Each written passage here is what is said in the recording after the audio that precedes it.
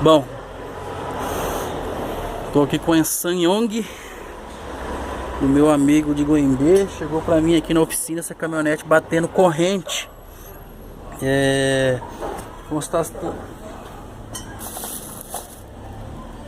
Fizemos um diagnóstico, constatamos que era o tensor da corrente. Tá vendo? Perdeu a ação, não pode fazer isso.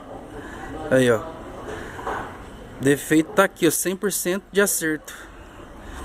O que acontece? Ele bambia a corrente, ele não estica a corrente, tá vendo? Tensor é fácil, localização.